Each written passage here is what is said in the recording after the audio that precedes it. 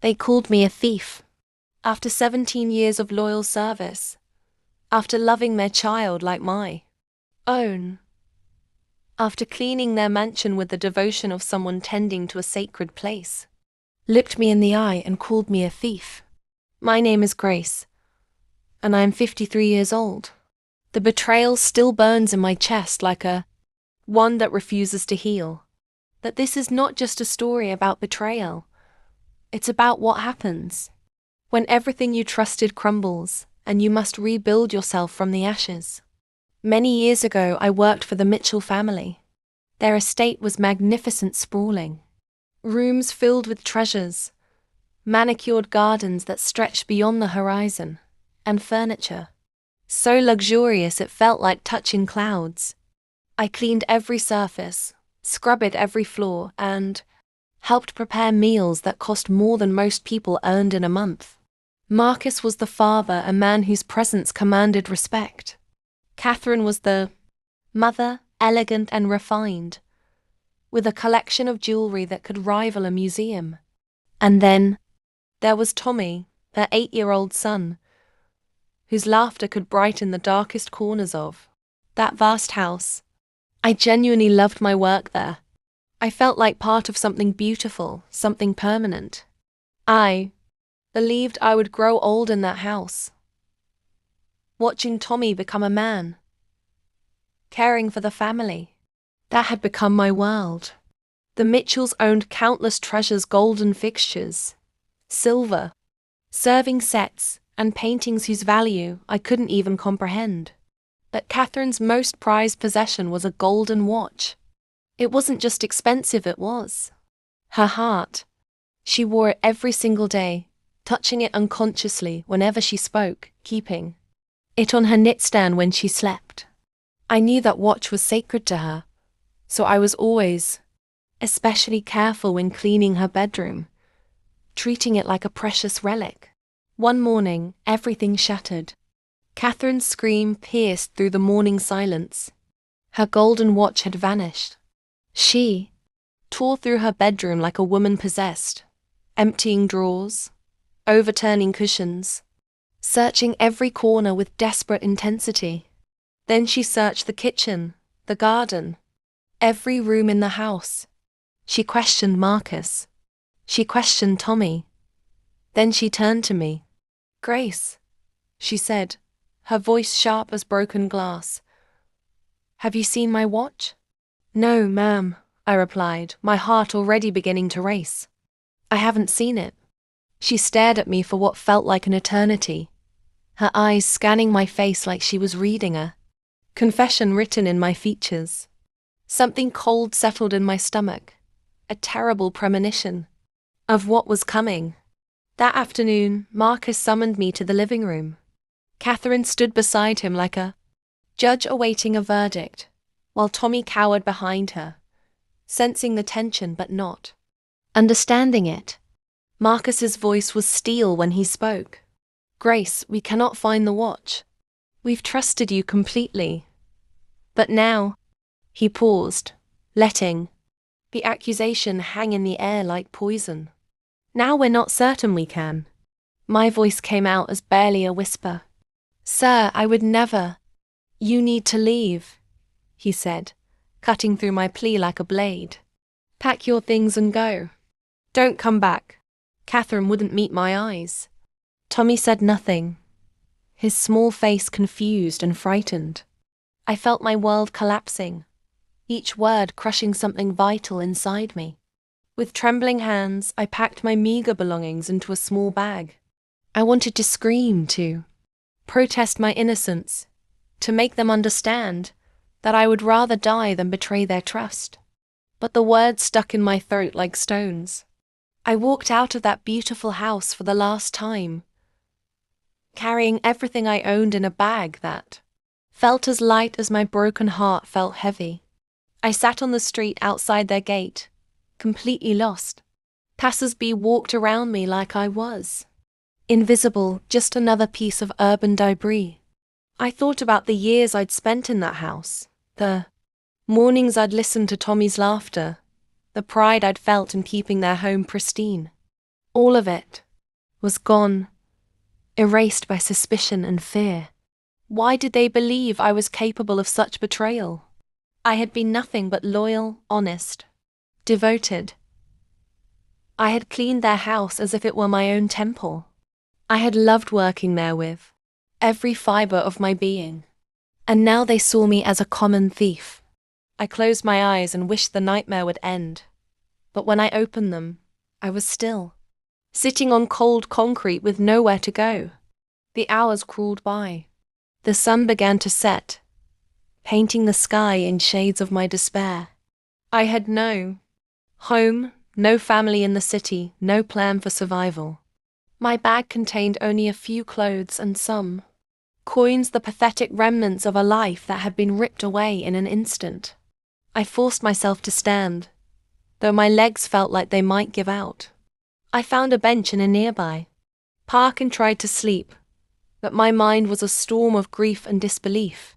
I missed my small room in the mansion, missed hearing Tommy's morning giggles, missed the routine that had given my life meaning. The next morning, I woke with my back aching and my spirit shattered. My clothes were wrinkled, my hair disheveled. I looked like what I had become, a woman with nothing left to lose. I spent my last coins on a piece of bread at a small cafe, enduring the judgmental stares of the woman behind the counter. Then I walked to the market, begging for work with what remained of my dignity. No, they said. Move along, they said. Some didn't even acknowledge my existence. I tried to stay strong, but my heart was breaking with each rejection. I wanted to cry, but I held the tears back, afraid that if I started, I might never stop. That evening, I found myself back at the park bench, my body exhausted and my spirit nearly destroyed. I thought about the Mitchell family, wondered if they missed me at all, or if they had already forgotten the woman who had devoted her life to their comfort. Suddenly, I heard my name being called. I looked up to see a figure running toward me, Catherine, her face flushed, her elegant coat billowing behind her. In her hand, she clutched something small and glittering. My heart began to pound as she approached. What could she possibly want from me now? Catherine stopped in front of me, her breath coming in short gasps. She held out her hand and there it was, the golden watch catching the last light of the setting sun. Grace, she said, her voice breaking. We found it. The watch. It had fallen behind the sofa in the living room. We only discovered it when we moved the furniture for cleaning. Tears streamed down her face as she continued. I am so sorry. We should never have doubted you. We should have trusted you. I don't know how we could have been so wrong. I stared at the watch, then at Catherine's tear-streaked face. Part of me felt vindicated. I wasn't a thief. I never had been. But another part of me felt a deep, abiding sadness for all the pain I had endured, all the trust that had been shattered. Please, Catherine pleaded, come back to us. We miss you terribly. Tommy has been crying for you every night. We need you, Grace. We want you home. I looked at her standing there, holding the watch that had destroyed my life, and I felt nothing. No anger, no joy, no relief. Just emptiness. Trust, I realized, is like a delicate vase. Once broken, it can never be quite the same again. No matter how carefully you try to piece it back together. I understand if you can't forgive us, Catherine whispered. I just wanted you to know the truth. I shook my head slowly, picked up my bag, and began to walk away. Behind me, I heard Catherine call my name again, but I didn't turn back. I needed to find a new path, a better one, somewhere my heart could heal. As I walked through the darkening streets, I passed a small bakery with warm light spilling from its windows. Inside, a woman was arranging fresh bread in baskets. She looked kind, busy, purposeful. I watched her for a moment, wondering if this might be a sign, a new beginning. I pushed open the door, and the woman behind the counter looked up with a genuine smile. Her kindness was immediate, uncomplicated, real. "Hello," I said softly. "I'm wondering if you might need help. I can clean, carry things, help with customers." The woman's name was Maria, and she owned the bakery with her husband David. She looked at my tired face and worn clothes with compassion, not judgment. "I could use someone to help clean in the mornings," she said thoughtfully. "It wouldn't be much money, but we could provide meals and a place to sleep." Tears filled my eyes, but I quickly looked down. "Thank you," I whispered. Maria showed me to a small room behind the bakery. It had a narrow bed, a simple table, and a tiny window. It wasn't grand or beautiful like my old room, but it was warm and safe and mine. I sat on the bed and felt something I hadn't experienced in days' hope. I had a place to stay, a chance to start over, an opportunity to rebuild my life from the ground up. That night, I slept deeply for the first time since leaving the mansion. The next morning I woke early, washed my face, and prepared to work. I swept floors, cleaned tables, and washed windows with the same dedication I had once brought to the Mitchell estate. Maria smiled when she saw my work. "You're thorough and careful," she said approvingly. Her husband David also smiled and offered me fresh bread still warm from the oven. I felt something stirring in my chest, happiness, fragile but real. I wasn't lost anymore. Maria and David spoke to me with warmth and respect, treating me like a person of value. One evening, as we sat together after closing, Maria asked about my past.